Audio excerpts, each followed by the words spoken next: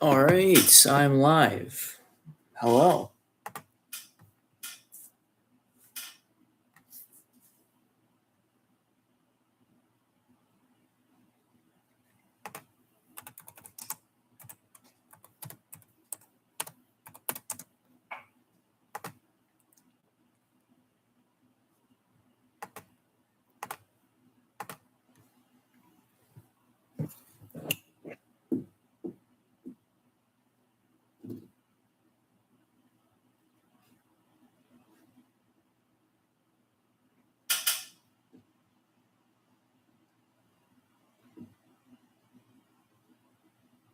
All right. Oh, let's go.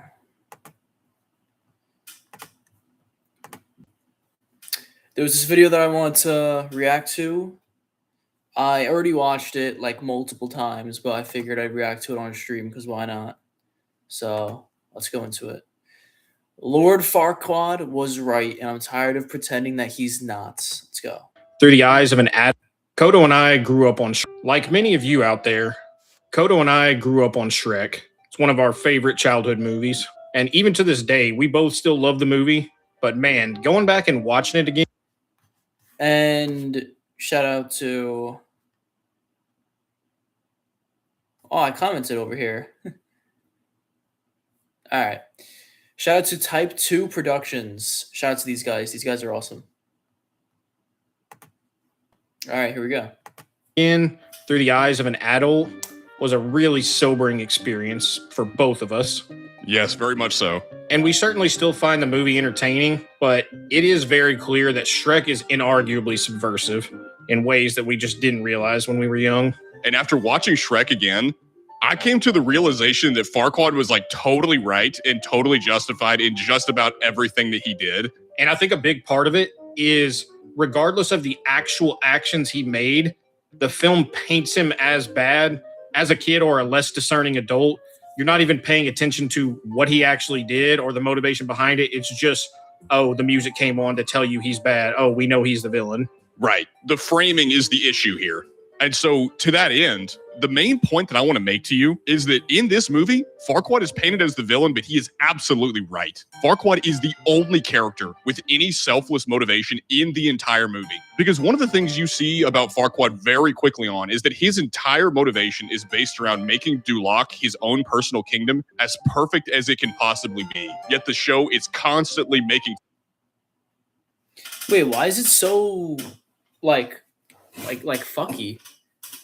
Why is it so like is it supposed to... Oh, is this from the copyright? Fun of him or throwing ad hominems at him or attacking him when he's right. I mean, consider this. List out all of the other motivations of the characters in the movie. What does Shrek want? Shrek wants to get rid of the fairy tale creatures that have invaded his home and... Oh, shit. I didn't even mean to pause it on that. All right, wait. How do I make my... How to make... Your...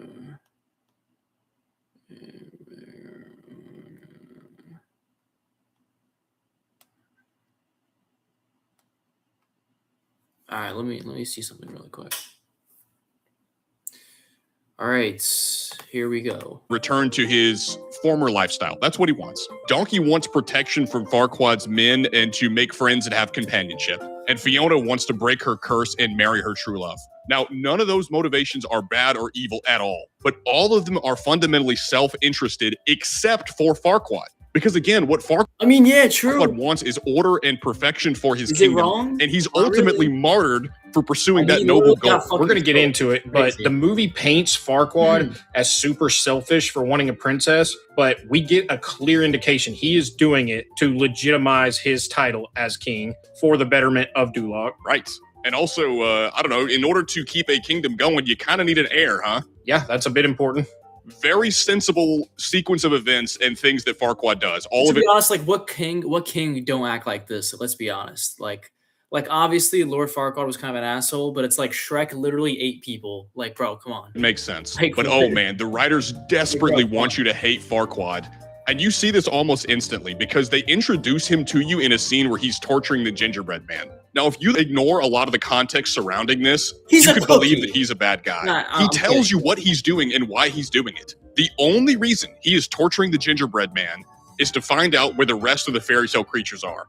Now tell me, where are the others? And the reason why he wants them gone is because they are ruining his perfect society and, to quote him, poisoning his perfect world. Now that Again, that's pretty fair. Obviously, Farquaad was still, they'll brush over it, but he's still kind of an asshole. But I mean, like, come on, like, if you work so hard to have this kingdom and these stupid fucking fairy tale, like, what even is this thing? Like, this fucking, like, come on, bro. that sounds harsh, but Like, when you look at the out. things they're Get out of doing my kingdom, and bro. how much of a nuisance they make themselves, all this makes perfect sense, even if his methods aren't ideal. But also consider what he could have done. Farquaad could have resorted to more extreme methods like enslavement or even exterminatus. But instead, this dude opts peacefully to relocate these guys at great detriment to himself. Think of the cost to relocate them rather than just send them on their way or exterminate them. Right. That clearly took resources and effort. Now, the only exception that you could point to and say, okay, Farquaad's out of line for doing this. This is wrong. The only exception is he kills the mama bear, which he uses to make a rug. And yeah, that definitely feels forced and out of character for Farquaad, but even so, I'm still willing to say that he deserved to spoil himself for a job well done. Look at how clean Duloc is. Did he not deserve this? Yeah, if the cost is that he killed a bear, what are we talking about? But on top of that, if you're going to use that as evidence that he's evil for making a rug out of the bear, which ostensibly would be a threat to him because he kicked them out and exiled them, but how much more evil then are Shrek and Fiona for turning a random frog and snake who are of no... Should I cut my beard like this? Look how much better it looks. Wait, yo. Honestly, I probably should do that.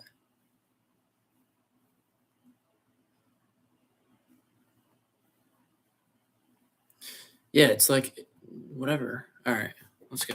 threat to them into balloon animals and sending them into outer space. That genuinely happens. They blow them up like balloon animals and send them into outer space. And tie them into a knot. Fiona ties the snake into a balloon animal. They're just minding their own business. At least Farquaad had the decency to kill the bear. Fiona's out here torturing snakes and frogs. The fairy tale creatures are persecuted all throughout the movie, yet they're clearly a nuisance and don't belong in Duloc. We're shown that Farquaad hates them and wants them out, but we see clearly that it's not because of some immutable characteristic that the characters have. It's because they've poisoned his perfect kingdom. And again, that phrasing is used to paint him as a bad guy. When we look at it, it is completely logical for him to want this. Well, yeah, and Farquaad doesn't state how they've poisoned the world, so it leads you to wonder. But then you look at what these fairy tale creatures do, and it's like, oh, I see how he came to that conclusion. Because whenever these fairy tale creatures arrive at Shrek's house, you want to know the first thing they do? They invade his home, they vandalize it, they lock him out of his own house. These people... Where have we seen this before? ...are a nuisance. Like, I can see why he'd want them gone. Now, you can call me schizo, and to be... I'm going to get a snack really quick.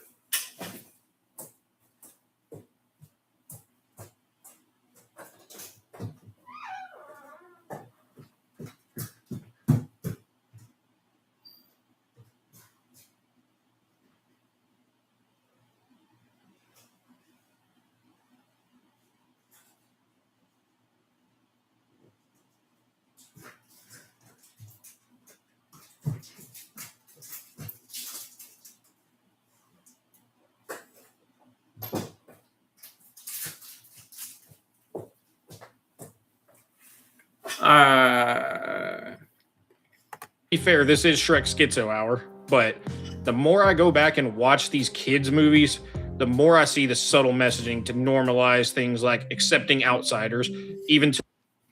And keep in mind, the messaging is never all out there. To the detriment of your own people, like we see in this movie. Well, you can definitely see in this movie, they want you to be afraid of authoritarians, even authoritarians that are benevolent, that are doing you good, that are fixing your society, even to the point of making them perfect. Shouldn't we want capable, able, courageous, strong leaders to actually fix the problems? You can feel the postmodern undertones of this film where is so important to them that even if the society is literally perfect, it's still not enough because one guy has too much control. Mm-hmm. After Shrek completes Farquaad's quest and delivers to him, Farquaad honors his deal with Shrek despite having no reason to hold up his end of the bargain. Because we've seen he doesn't like fairy tale creatures, yet he is still honorable enough to relocate them, again, at the cost of his own manpower and resources to do so. And on top of that, we're going to see later, it is totally logical for him to take out this ogre, but yet he still shows honor in not only letting him live, but keeping his end of the bargain. Now, what's even better about this is it appears as though Farquaad has been successful and has made Duloc a truly perfect place. And that's evidenced by the fact that the city is pristine. It's clean, it's orderly, it's safe, it's prosperous. You don't have Fent zombies running around everywhere. And even Shrek himself. I wonder if there are interest rates in Duloc. Bro, this shit gotta stop, bro. What the fuck? All right. No, where the fuck did the video go? Acknowledges this near the end of the movie. I love Duloc, first of all, very clean. And what's funny is the mirror that Farquaad brings in, whenever Farquaad says, mirror, mirror on the wall, is this not the most perfect kingdom of them all? The mirror doesn't say, you know what, this kingdom actually sucks. The mirror says, well, yeah, it's fine, you're just not a king. He doesn't reject the claim that Duloc is perfect. He doesn't. He only rejects the claim that Farquaad's a king. So naturally, Farquaad, to right this, sets off to seek a queen. To, again, as we talked about before, cement his legitimacy as king and presumably produce an heir to keep it going. Yeah, again, but add on top of Farquaad's virtues, the fact that he is very clearly a clever dude. At the beginning of the movie, whenever the tournament scene is happening and Shrek barges in, Farquaad then says, whoever kills the ogre will have the honor of going on the quest for me. But as Shrek destroys all of his men, Farquaad then says, you know what I'm going to do? I'm going to send Shrek out on this quest to rescue Fiona instead of sending one of his own men. And honestly, the very fact that they're having a tournament to determine this kind of tells you they live in complete peace and have security, because typically in times of peace, they have these tournaments to keep the soldiers sharp because they're not out fighting. Also keep in mind that the villagers were insanely entertained by this. Like, not only is he providing safety and security, but also entertainment. Come on now. Farquaad's problem is that he had no way of knowing that his bride-to-be would also end up being a slam pig for Green Kings. Truly, his only crime is being born 5'11". Even the writers of this know a woman would rather choose an ogre than a short guy. People may counter what we're saying by saying, oh, well, Farquaad's an egomaniac. But I would say, given the circumstances, is that not warranted? Like, if Trump deported all the illegals, cleaned up all the major cities, and got rid of the Fent zombies, I would happily worship him as the God Emperor of mankind. I wish Trump were like Farquaad. Well, Farquaad's not on the Epstein list, so you can start there. It's also just insulting. Yeah, that, like I was saying, Farquaad is low-key, like, better than most fucking leaders. Like, let's be honest. Again, he is kind of like a little, like, dickhead. I'm sure, you know, whatever. But same thing with Charming. It's just, like, clean. No doctors and engineers running around raping people. So, oh, is that TOS? Graping people. A man who did so much good for the town of Duloc died so unceremoniously. Like, after Donkey rides in and has Dragon eat Farquaad, the villagers even clap at Donkey's joke about Farquaad's death. This is so jarring when you consider that, based on the little we see of Duloc, it genuinely seems like poverty and crime doesn't exist here. The one wide shot we see of the city outside of the church paints this city as pristine. It looks like an amazing place to live. By the way, also keep in mind that in the Shrek Halloween special, we see Duloc again after Farquaad is dead, and it's genuinely become a haunted ghost town. This man was single-handedly holding up this city, and Shrek ruined it by calling the dragon in here to eat him. Now, since the film obviously paints Farquaad as the villain and Shrek as the hero, let's contrast the actions of these two, and it'll become abundantly clear who the real hero is. Shrek throughout this film is almost exclusively self-interested. His primary motivation is reclaiming his home for himself. And as we said before, there's nothing wrong with wanting to preserve your own home, unless you're ethnically European, of course. Farquaad is portrayed as being evil for exiling the fairy tale creatures, but Shrek literally says once he delivers Fiona back to Farquaad, he's going to build a wall around his swamp. It's funny that people get mad when Farquaad's going to do it, but no one cares when Shrek does it. What's kind of funny is neither the hero nor the villain in this film wants the illegal immigrants. It's almost like all of us can agree they need to go. But ultimately, the main issue spawns from the fact that Shrek is a morally bankrupt ogre, but somehow is painted as the sympathetic hero of the movie. And the whole message of the movie is don't judge a book by its cover, which is incredibly stupid. Because the whole purpose of a cover is to inform you of what the contents of the book are. Somehow Shrek has the audacity to point the finger at others for noticing his terrible behavior and judging him for it while pretending like he isn't responsible for his horrible reputation. I mean, consider this. He takes tremendous joy in absolutely terrorizing the villagers. I mean, there's an entire music video that plays at the beginning of the movie to demonstrate just how much Shrek loves scaring people. And not only is Shrek scaring Farquaad's subjects, he kills them and eats them. I mean, he has a jar of eyeballs on his kitchen table. Yeah, It says like, that the jelly from human eyeballs is... Let's talk about that too, bro. Shrek, low key, high key, and everyone just went over it, is like killing people. Did Charming ever kill someone and eat their eyeballs? No. Like, bro, come on. Matter of fact, Farquaad could have killed Shrek, and he let him live. Shrek, or like the dragon ate him, and like no one turned an eye. Like, oh damn, like that's a bit rough. Like, it's just again black. I have a video about this black and white thinking. That those are two bad things. You everything's a spectrum. You can't have just black and white thinking. You know. Actually quite good on toast. Keep in mind, we see him eating from this jar of eyeballs before the villagers show up. So you can't say that this was a reaction to them invading his swamp. He's just playing with his food. It's rich that Shrek laments the fact that people judge him without getting to know him, yet he doesn't pay that same courtesy to other people. I mean, he repeatedly judges Farquaad for being short, and he also judges Fiona because she didn't act the way he thinks a princess should act. Shrek is a massive hypocrite throughout this whole movie. On top of that, Shrek destroys an entire kingdom just to get a crumb of mediocre Nookie Pop. The moment he marries Fiona, she gets fat. That's actually incredible. What did the movie mean by this? Well, in addition to all those bad things, Shrek is immensely selfish and has no regard for other people. Shrek gives Donkey a YouTube apology video only to get information out of Donkey. He doesn't mean that at all.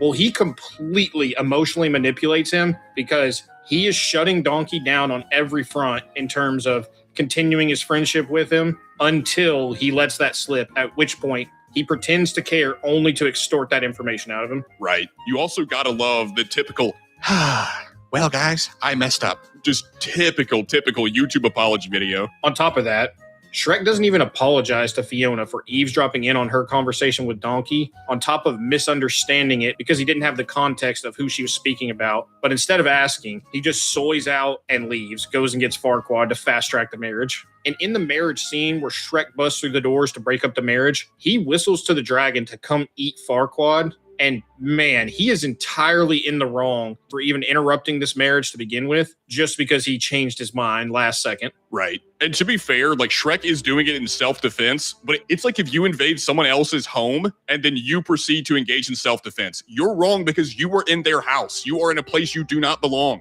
So the self-defense charge doesn't really work here. I don't know, man. In some states, you have to ask them to leave before you can defend yourself. You need to leave. And I'm sure everyone watching this is familiar with the extremely famous line that Shrek has in this film, where he makes his little speech about how ogres are like onions because they have layers. But watching this as an adult, it rang so... Yeah, no, they really don't have layers. He literally just said that they just eat people and stuff. He literally ate eyeballs in the beginning of the movie, he was saying. Hollow, because he simply just proclaims it and doesn't elaborate, but we're shown evidence to the contrary throughout this. What does that even mean, though? Ogres have layers. Like, what would that mean? Like, that wouldn't pertain to just him as an individual.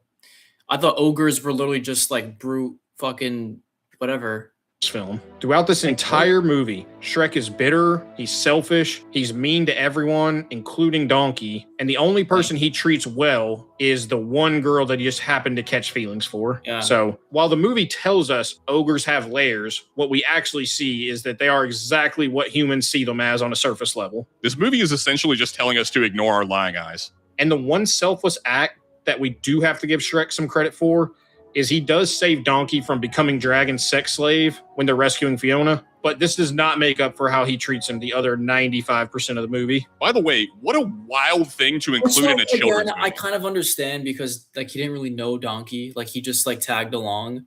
But then like if we're gonna be like super harsh on Farquaad, it's like, all right, we can do it to Shrek too.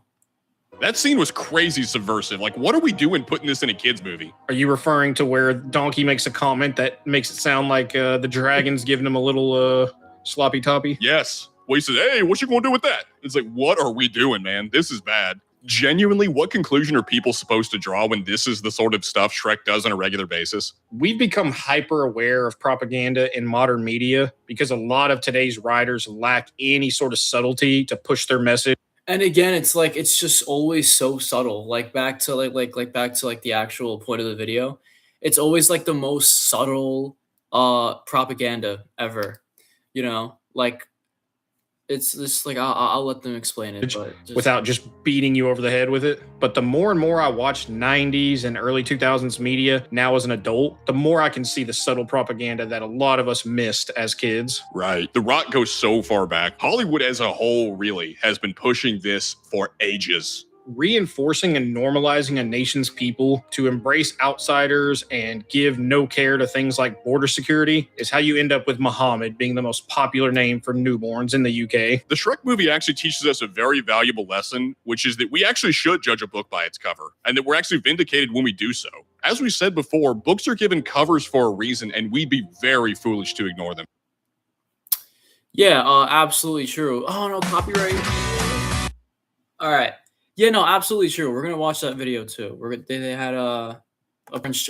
I think. All right, yeah, I think that video was a bit odd. Through the eyes of an adult, it's like a dream. Hopefully, like I think it's because they got a copyright. Oh, I thought it was a strike. All right, claim, which still sucks. So Prince Charming is the perfect representative of the average white man in modern Western society. In Shrek 3, Prince Charming is hated. I'll be honest, it was a bit of a rough watch with the other one. I feel like I was like on acid or something. Mocked, humiliated, and even replaced by an outsider in his own country, while his former countrymen completely turn on him and accept the unacceptable without question. Prince Charming really is living in a world that's gone completely crazy and abandon all logic and reason by letting these ogres come in and rule, yet he's being treated like the crazy one for noticing that the world's been turned. Again, he was kind of a brat too, but it's like if you actually like look at what he's saying, like not even that, but like look at what he actually did. He didn't really do anything wrong. Like worse than Shrek killing people and whatever. Turned upside down. It's not exactly subtle either. And it's his unwillingness to accept the new normal and him fighting back in order to restore his homeland that ultimately causes him to meet an untimely death at the end of this movie. Tommy? Hey, you. You're finally awake. And I can't help but feel there's an obvious message being sent that if you will not step aside and let the outsiders destroy your society, you must be ousted and replaced by someone else who will accept the perfect new world order. And this is what Prince Charming fundamentally is rebelling against. For the sin of attempting to restore his homeland to its rightful state, he must be impoverished, humiliated, and ultimately killed. It's the most effective way for social change is humiliate your enemy and make them poor. At the beginning of the movie, King Harold is dying, and Fiona and Shrek fill in for him to rule temporarily. And consider Fiona made a conscious decision to become an ogre. So it's ludicrous that the people are even okay with her ruling in the first place. Coming for him. Guys, social change. What phenotype is this? He looks pretty Anglo-Saxon to me. Maybe he's another troll goblin. Humiliate your enemy and make them poor. At the beginning of the movie, King Harold is dying, and Fiona and Shrek fill in for him to rule temporarily. And consider Fiona made a conscious decision to become an ogre. In Shrek the Third, so it's ludicrous that the people are even okay with her ruling in the first place. It's even worse when you consider that despite King Harold getting on board with Shrek and Fiona's marriage, his death is still played as a joke. On his deathbed, he tells Shrek and Fiona, "But your love for Shrek has taught me so much." This scene shows us that Fiona's love for Shrek taught Harold that it's okay for your daughter to embrace her curse, Yeah, and then like your grandkids just like look like fucking ogres, and like everything that like yeah. Well, it's just self-explanatory at this point. Have her values undermined, live in a rotting swamp, and produce little ogre babies that don't resemble him at all. They're even so on the nose with how little they respect Harold that in a later scene, Fiona uses a secret passageway that depicts Harold kissing a horse's butt. There is no amount of submission that will ever make you a member of the club. This is the future that the goblin. Yeah, no, even though he literally agreed to like being like, okay with it or whatever, when he didn't even have to, they still made fun of him. Goblins that run Hollywood want for you. And no, I'm not actually talking about the movies. I'm talking about the actual message that's trying to be told. Your final comfort before you die is knowing that your daughter is now a swamp shark. You'll have little green freak babies as your grandkids. And let's not forget, Shrek doesn't want to rule, but instead of stepping aside and letting Prince Charming, who has a rightful claim to the throne, that being the promise of King Harold, he embarks on an adventure to find a distant heir to Harold to take on the responsibility of ruling so that he doesn't have to. Now, this relative turns out to be Yeah, not even like whatever. Let's just continue. Arthur Pendragon. And our introduction to him is an immediate subversion of expectations by making us think he's a tall, handsome Giga Chad, but we immediately discovered that this kid's actually an outcast. Stop squirming, Arthur. I'm not Arthur. That dork over there is Arthur. Now, through manipulation and deceit, Shrek absolutely gaslights Artie into coming with him to Far, Far Away to become the new king. And multiple times, Shrek outright lies to Artie about the king handpicking him to be heir. Oh, no. In fact, the king asked for you personally. And his motivation for this is nothing more than shirking responsibility of being king so that he can go fart around in a swamp. But the problem is, he's willing to manipulate a young, impressionable kid into ruling when the throne has already been promised to Prince Charming. To that point, on the ship ride back to Far, Far Away. And there's just no care for like order and how things are in their lands. Like you see him already fucking things up. Shrek is no care for the Arthur and the Frog King or whatever. Constantly gaslighting Artie into thinking that being king is going to be all fun and games. Look, I know it's not all going to be fun and games. It really is all fun and games, actually. And yeah, you see how like manipulative and like douchebag, Shrek is. Like, he's actually taking it kind of seriously, King Arthur. And Donk and Pussy. Chimpo had microplastics crowding his brain at the time of this recording. Yeah, now that was mad funny. It is all fun and games. I saw this video, but Donk and Pussy. But Donkey and Puss inadvertently warn him of the danger and responsibility of being king. And the whole kingdom will look to you for wisdom and guidance. Just make sure they don't die of famine or plague. Now, once Artie fully realizes the responsibility that's going to come with this, he tries to turn the ship around, and Shrek fights him for control of the ship, and they end up crashing it and capsizing the ship. Now, eventually, Shrek is able to convince Artie to take on the responsibility that he clearly doesn't want, and the way he does this is by telling Artie, people used to think I was a monster, but after a while, you learn to ignore the names that people call you, and you just trust who you are.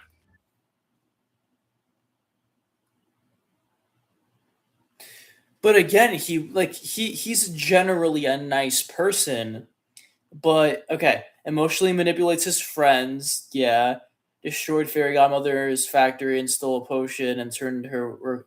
Nah, that was kind of fire. I'm not gonna lie. That was fire. That scene was fire. Robbed two random guys for their clothes, killed Farquaad, and then when he was doing the initiation, he literally killed the random knight. Someone being knighted, he literally just killed him. Eats people and uses the jelly from their eyes on his toast. Yeah. The problem with this line is that Shrek is actually a giant green monster. We saw it in the first film, and it's all throughout the book that this series is based on. And have your cake and eat it too, bro. He did in white people's lands either. In fact, enjoy scaring humans. This isn't some unfair label. It is an accurate description of who Shrek is.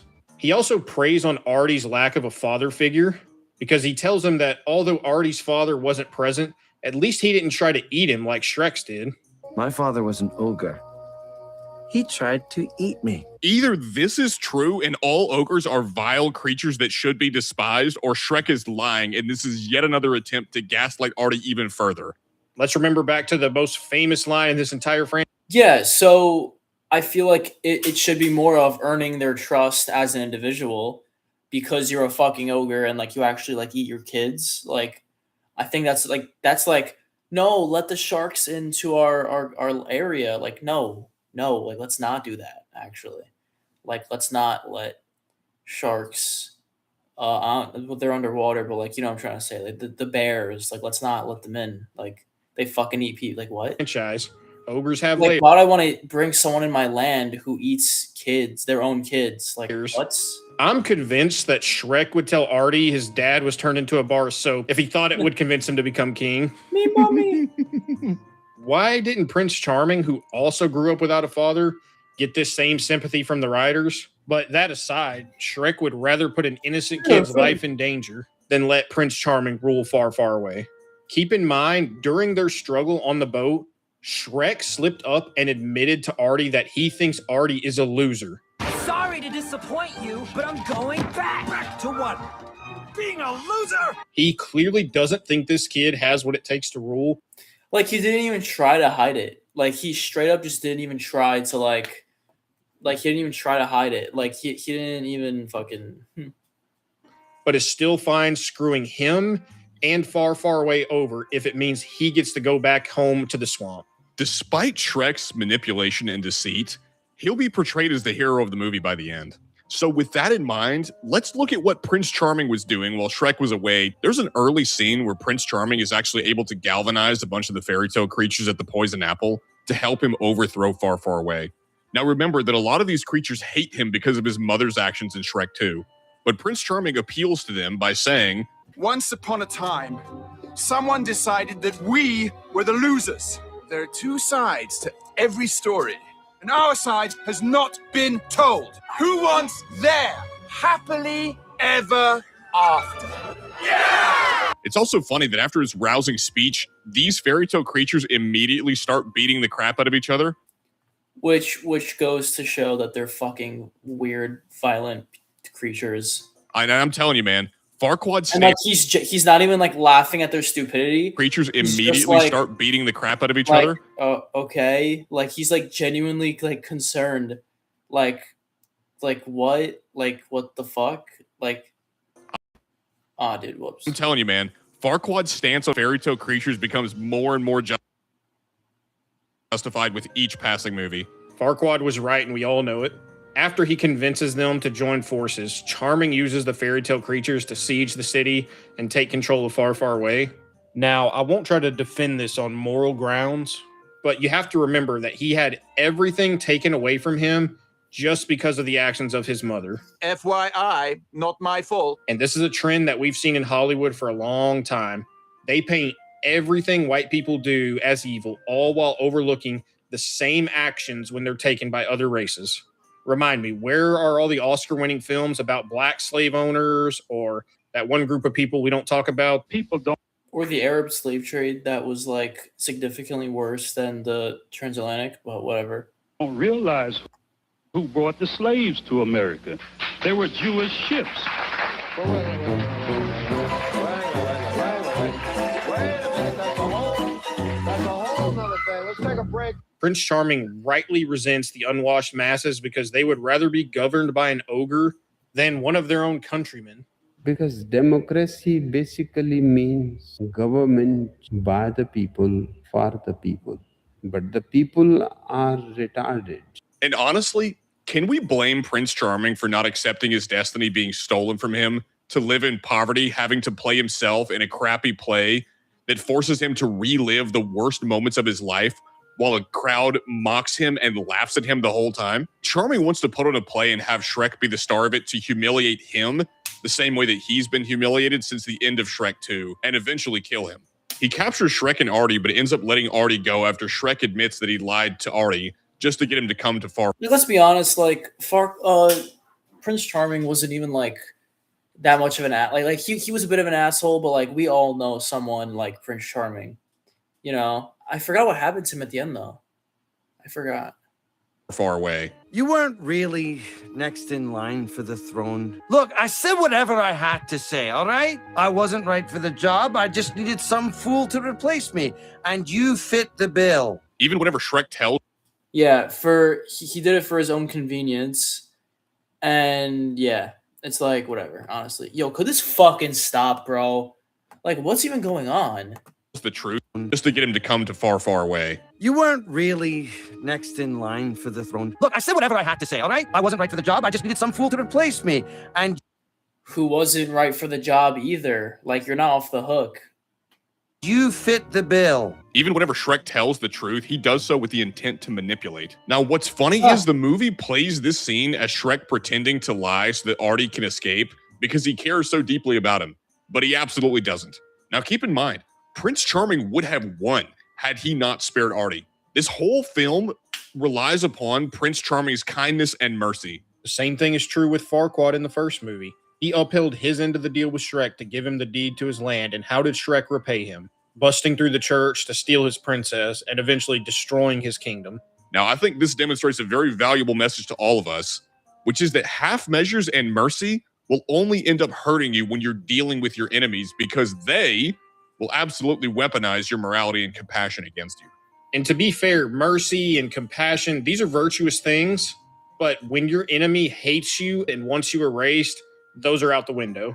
And it is true that Prince Charming wanting to force Shrek into this play instead of just killing him is obviously pretty petty, but I do have a hard time arguing that any reasonable person in Charming's circumstances wouldn't want revenge, given that Shrek stole everything from him and left his life in complete shambles. After losing everything, in his desperation, he turned to violence in order to restore order to his now fallen kingdom.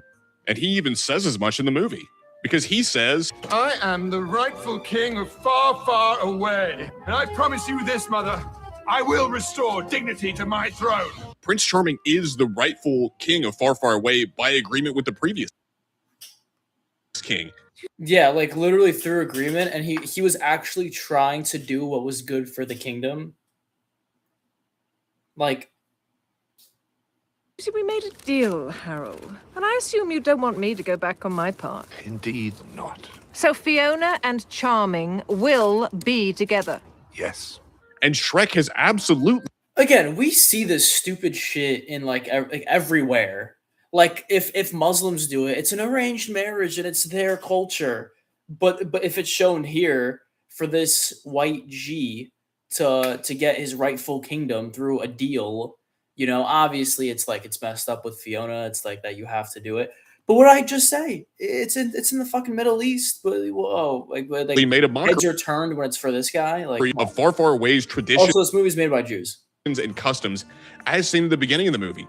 And Prince Charming is having none of it. And for that, he's the bad guy. He's the villain because he refuses to be replaced. And keep in mind, Prince Charming isn't motivated solely by vengeance or malice. In his own kingdom too. I mean, like he's been like, you know, known, I'm sure. I mean, your mom's the fairy godmother and she knew the king and shit. Like what? His primary comes in out of nowhere and motivation is fulfilling what he believes to be his destiny and honoring the wishes of his deceased mother. Everything in his life was going according to plan until an outsider intervened. But now it's time for the big finale. Even when Prince Charming has the upper hand and has Shrek right where he wants him, they have to continue to emasculate him. You've got to love it when the writers are unintentionally based. They clearly wrote Prince Charming as this effeminate metrosexual to make a mockery of white Europeans, yet somehow with no capital or resources, he single-handedly raised an army and conquered Far, Far away. And the only reason he lost in the end was the townspeople being mindless drones that would rather be ruled over by an ogre. Not very progressive of the writers to suggest that the only thing that can stop white people is themselves. And again, just like with Farquaad, Shrek doesn't want to be judged, but man, he sure loves judging other people. I mean, even Rapunzel has her wig pulled off, revealing that she's bald. Like, what the fuck is up with that? It's like, don't judge him by his appearance, but also Shrek. And you see this double standard in society always. You know, everything I'm saying is it's what's the word? Metaphorical. Even Rapunzel has her wig pulled off, revealing that she's bald, since even European women must be humiliated if they side with their own race instead of with the invading ogres.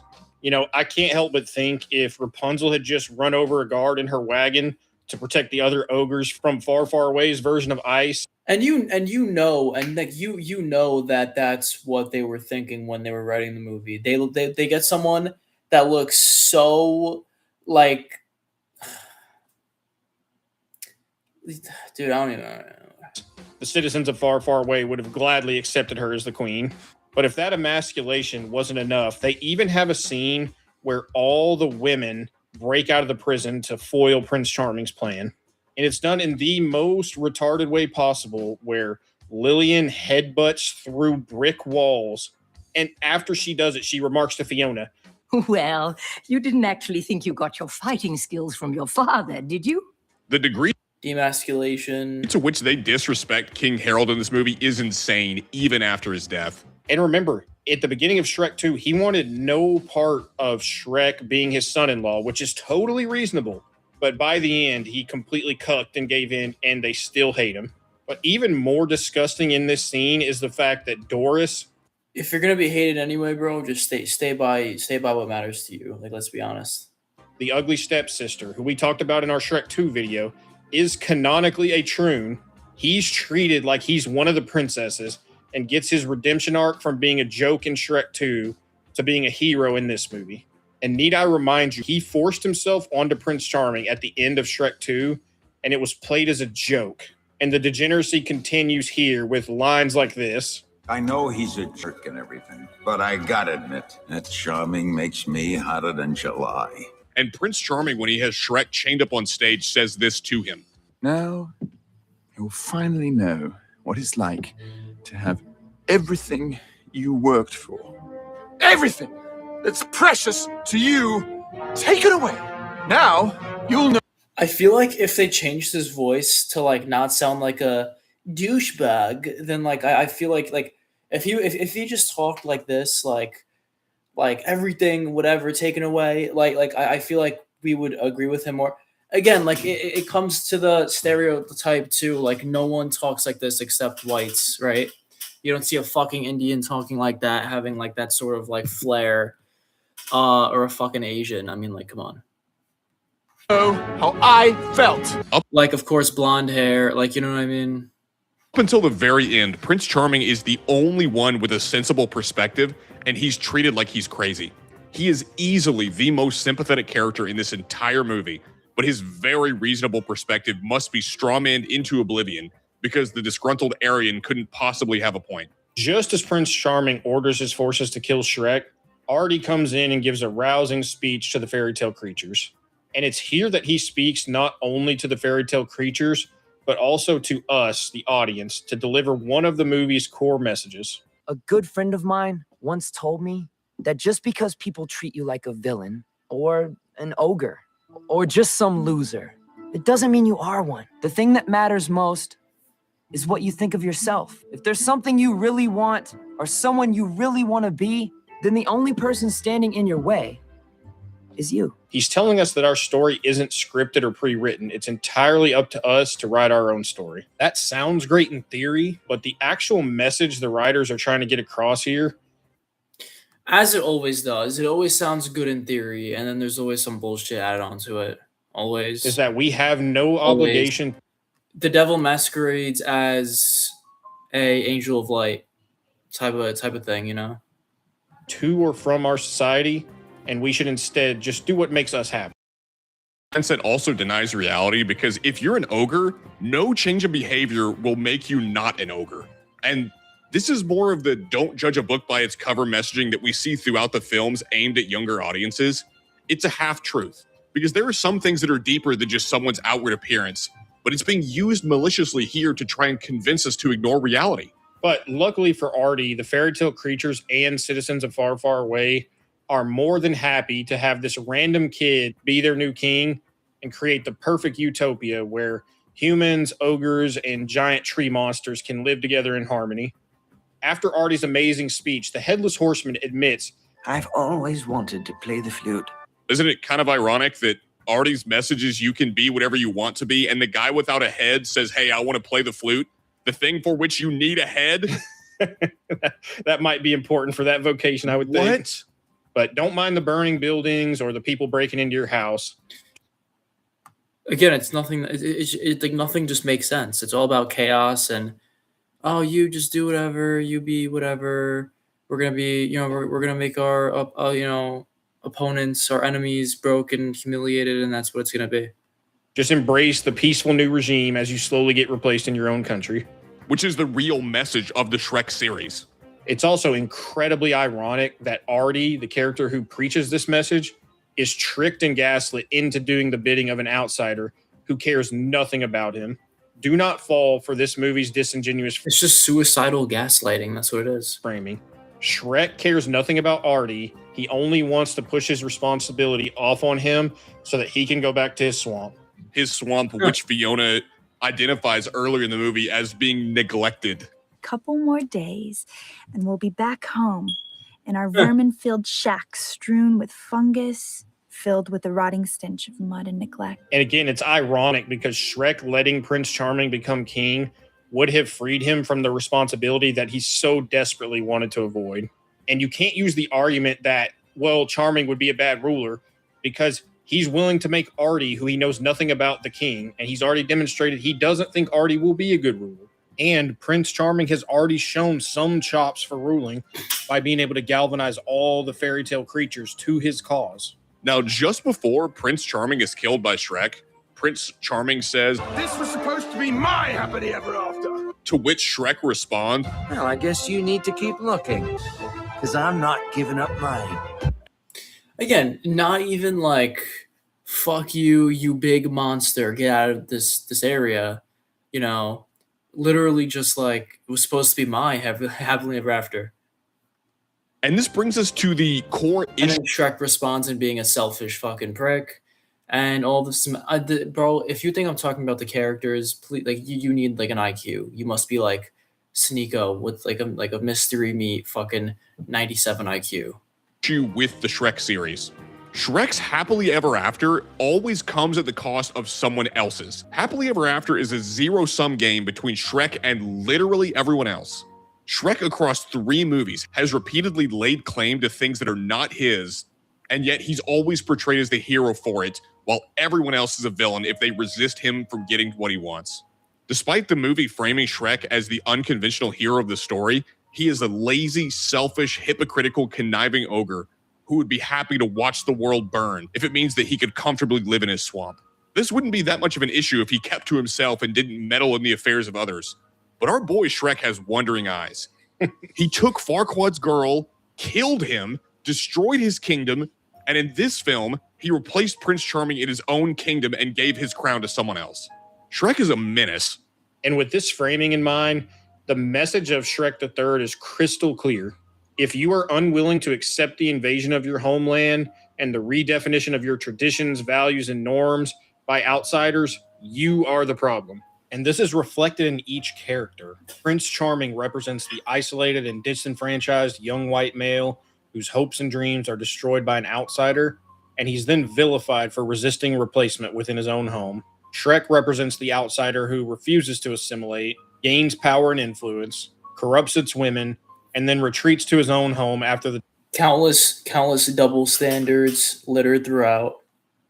Damage is done.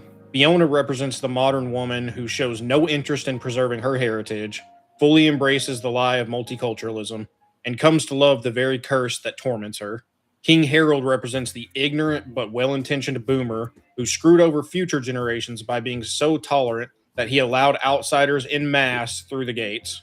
And finally, Artie represents the puppet. And then the queen, the wife of Fiona's mom, the wife of King Harold, is like the stupid woman boomer being like, oh, well, maybe, it's worth the shot. And, she's the one melting the brain, like Eve with Adam, you know. Fit for the outsider, which serves as the real authority and figurehead despite being powerless himself. He's naive. But let's be honest, if she wasn't there, he probably wouldn't have succumbed to it. Inexperienced, out of his depth, and easily deceived into accepting responsibility for which he is clearly unfit. And all of this is solely to carry out the will of the outsiders that are controlling him behind the scenes. And before you use the argument that Artie is also a white European, as Shrek correctly pointed out earlier, he's a loser. He is simply a means to an end for Shrek to escape responsibility and return back to Tel Aviv, his swamp. And on top of just the main cast, the villagers of Far, Far Away are the perfect representatives of modern goy cattle in Western countries. They willingly accept outsiders like Shrek and the other and they're all just fucking so stupid, bro. Like, whatever. Fairy tale creatures undermining their society, even at great detriment to themselves. Tradition, European folklore, and even Christianity are ridiculed throughout this film.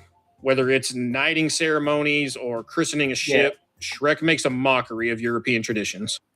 And like, not to mention, when he was knighting the guy, he literally killed him.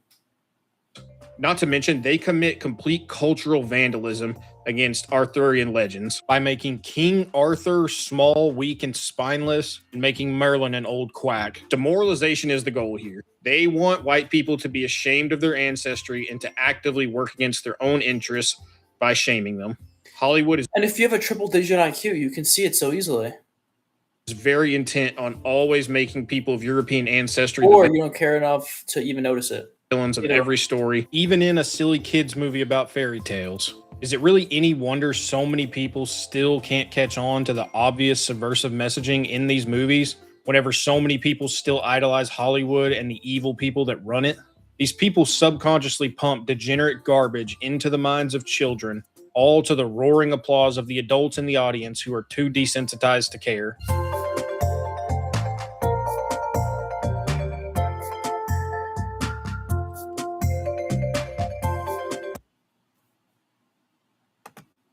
Too desensitized of children, all to the roaring applause of the adults in the audience who are too desensitized to care. Yeah, that's really it. Again, I watched those videos before. I just wanted to react to them on stream, and it's been a minute since I watched them, so yeah. And that's it. Yeah. So it was pretty fun. I don't really know what else to react to. Maybe I'll look for a bit. I'm kind of hungry. If something catches my eye, I guess I'll stay for a bit longer, but